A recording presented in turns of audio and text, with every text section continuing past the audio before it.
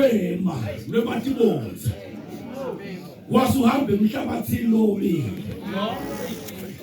Uma ufundza ke kusahluko 4 lapdoshuka leverse lika 24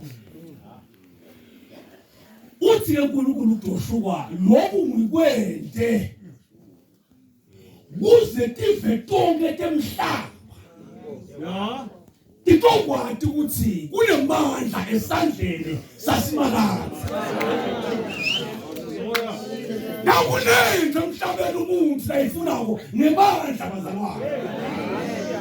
Labanye bageza ngetingata labanye bantu ngoba bafuna imandla.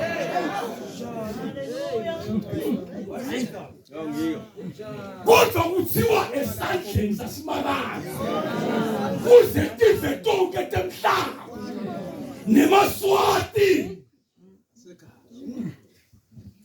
nawo athi kusesandleni sasimakazi kukhona amandla.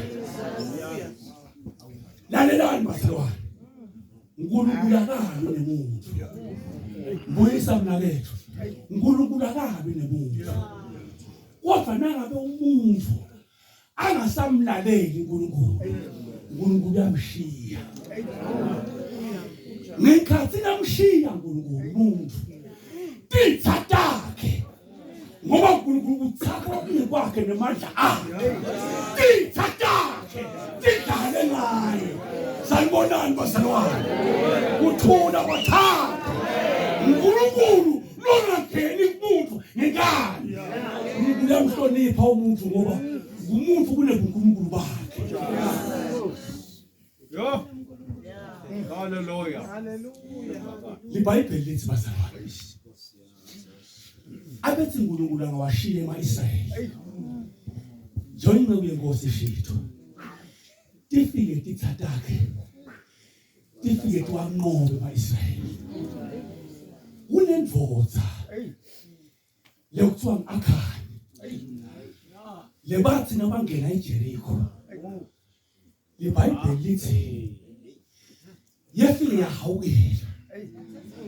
yahawukela ingubo leli yaseBhabhiloni, yaphinde yahawukela isiliva, yaphinde yahawukela igolide.